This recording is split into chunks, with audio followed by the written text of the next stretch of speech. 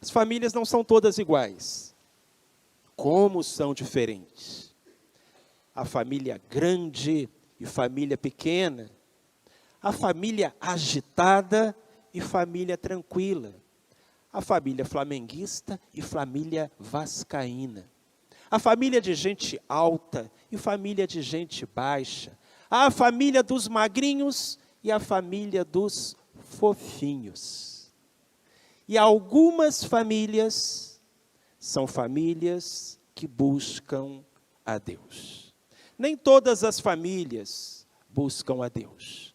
Algumas estão preocupadas apenas com as coisas materiais, com o sucesso deste mundo, com o que o dinheiro pode proporcionar, com a carreira que desejam seguir. Mas há um tipo muito especial de família, muito abençoado de família. É a família que busca ao Senhor. Nós lemos essa noite a história de uma família que buscou ao Senhor. A família de Jairo. Ele, que era um homem importante, o chefe da sinagoga de Cafarnaum. Cafarnaum era a cidade mais importante da Galileia e a sinagoga de Cafarnaum, uma das maiores de Israel. Jairo tornou-se o presidente da sinagoga pela eleição dos seus vizinhos, dos seus conterrâneos, de modo que era um homem respeitado, admirado, com certeza um homem de fé. Ele tinha uma bela família, a sua esposa, uma filha única de 12 anos. Mas um dia a tragédia bateu à porta da casa de Jairo.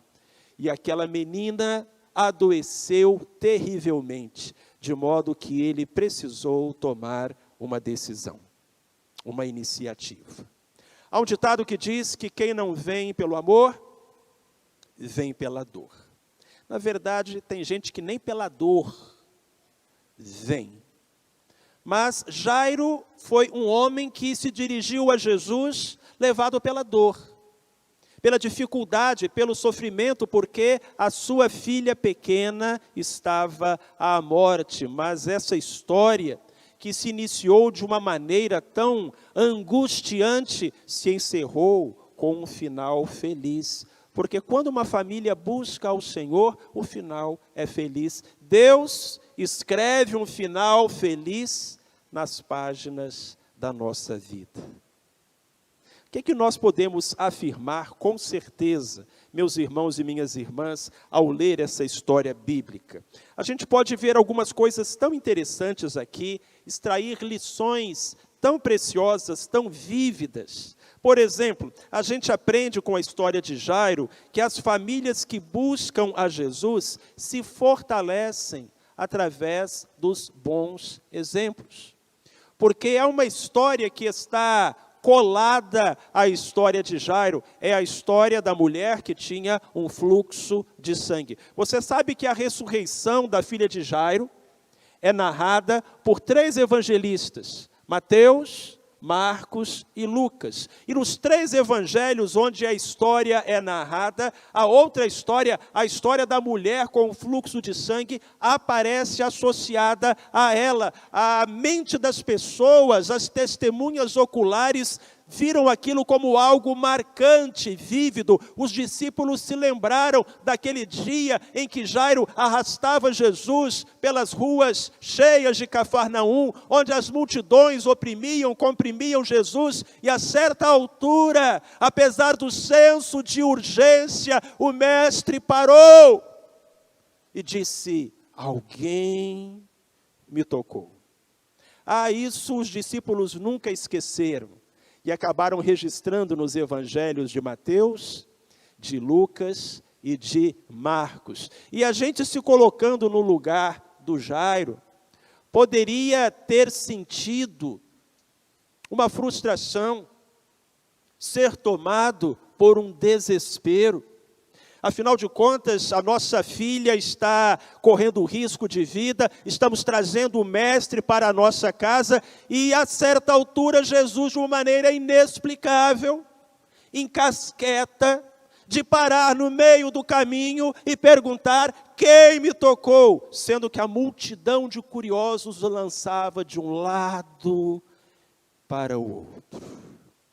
Mas, meus queridos, havia duas maneiras como Jairo podia encarar aquela situação inesperada. Jairo podia ver a cura da mulher de fluxo de sangue como um obstáculo à realização do seu sonho, à solução do seu problema, ou Jairo poderia ver aquele milagre como um incentivo, como um encorajamento.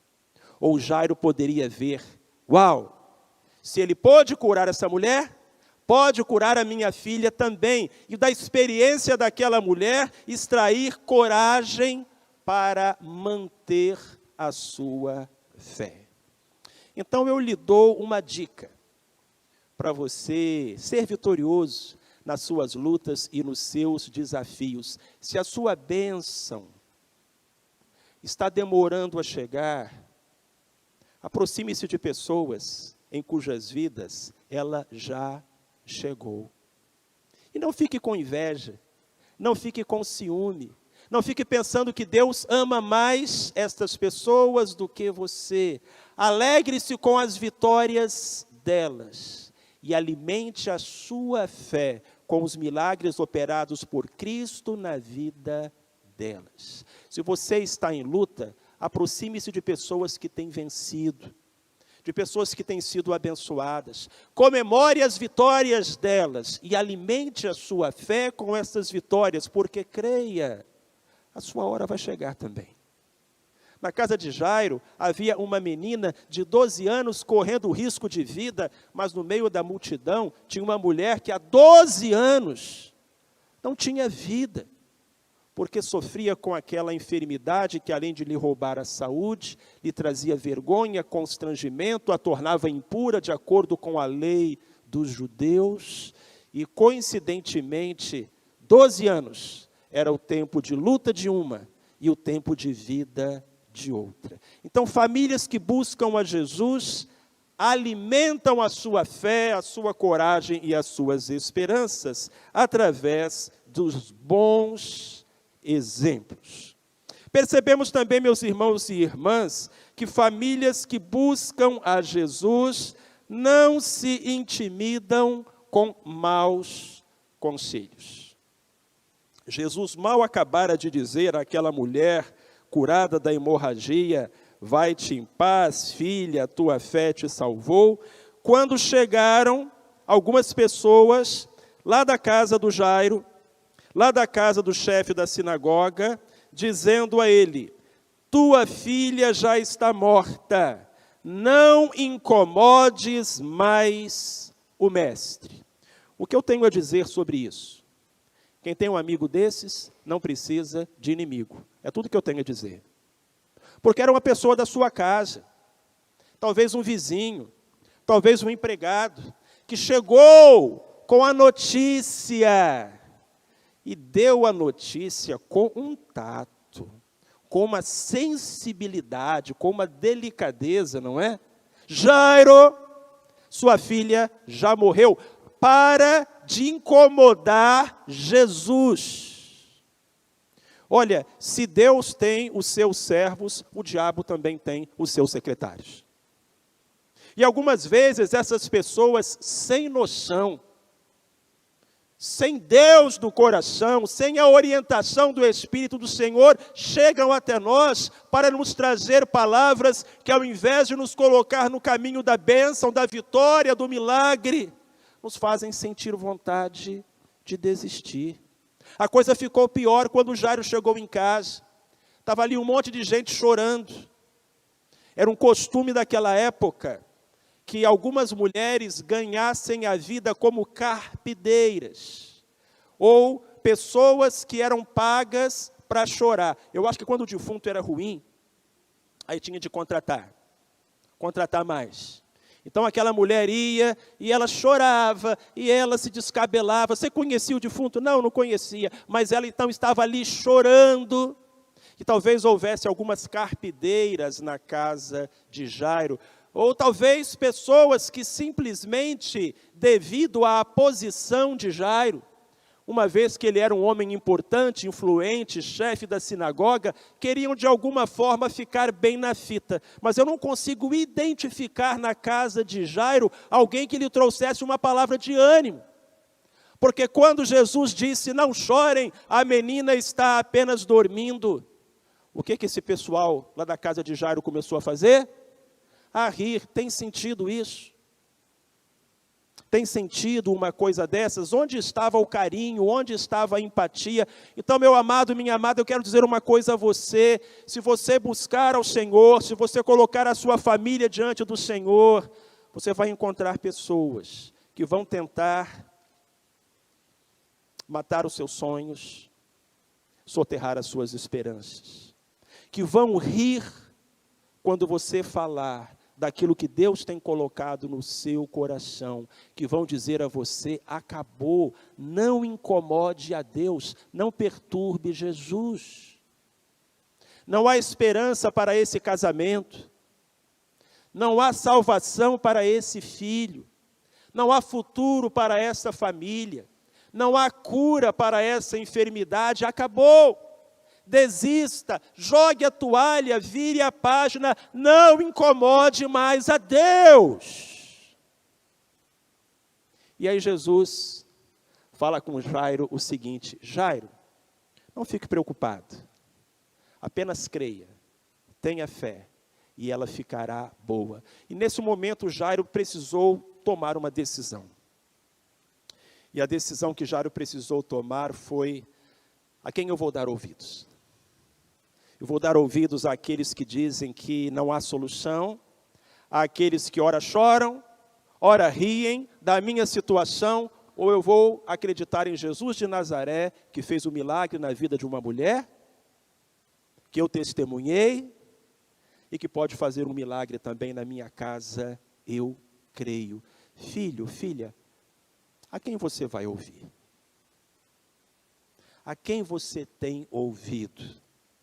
A palavra do Senhor nos diz que nós podemos, mais do que isso, que nós devemos confiar em Deus. Quem em Deus não crê, mentiroso o faz.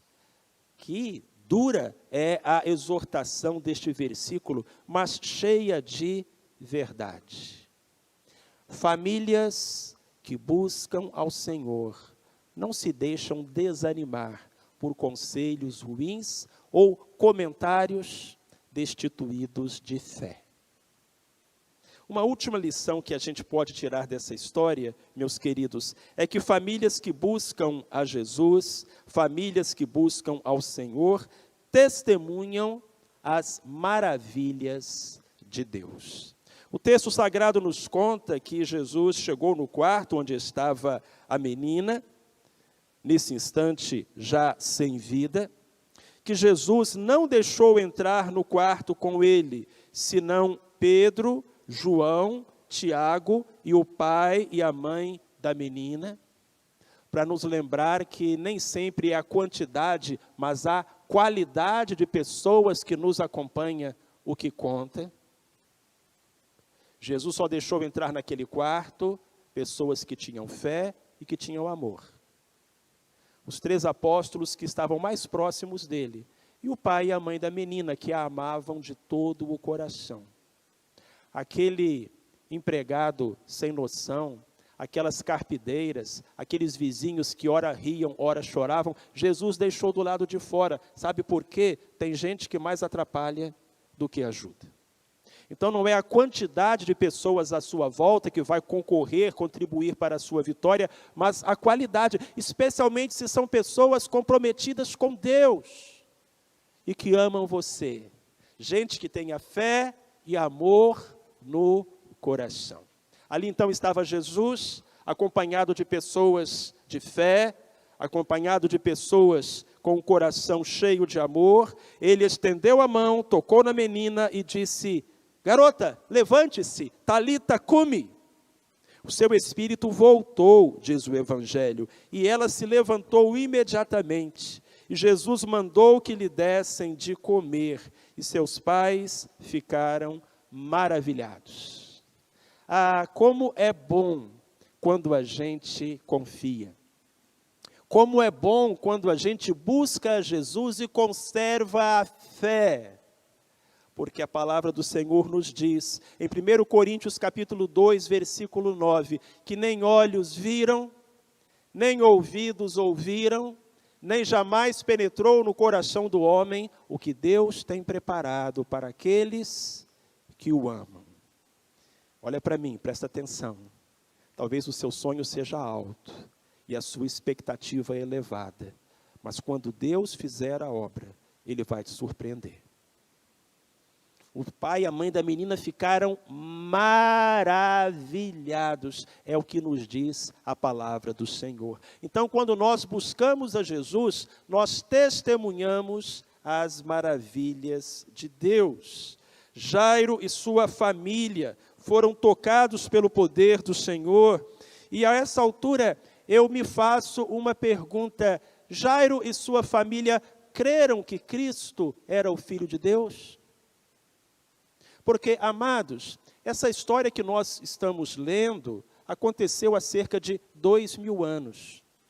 E os personagens dessa história, Jairo, a sua esposa, a sua filha, a mulher com o fluxo de sangue, Pedro, Tiago, João, já morreram há muito tempo.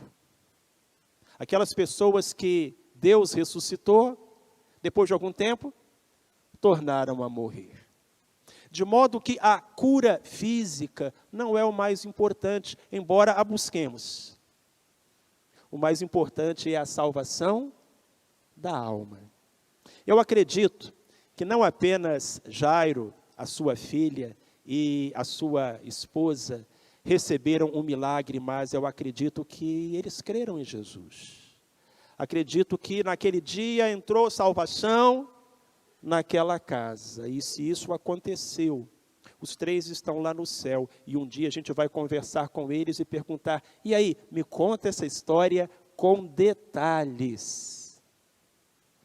Eu não sei se você tem ido a Jesus pelo amor ou pela dor, mas o que eu sei é que Ele quer salvar você, e Ele quer salvar a sua casa. Ele quer que um dia possamos caminhar todos pelas ruas de ouro do céu. Então, queridos, busquemos a Jesus, e busquemos a Jesus agora, porque Ele quer nos salvar, Ele quer salvar a nossa família.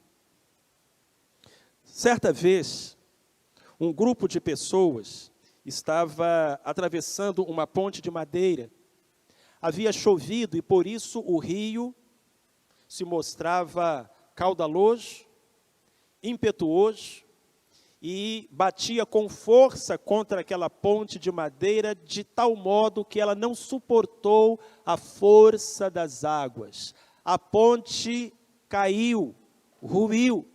A maioria dos homens que estava atravessando conseguiu chegar à margem, mas 2 deles foram levados pelas águas revoltas. E agora era uma corrida contra o tempo, porque aquele rio levava em direção a uma cachoeira muito alta, e se eles caíssem na cachoeira, certamente se afogariam. O pessoal que estava na margem, correndo, tentando acompanhar os 2 homens desesperados, conseguiu uma corda.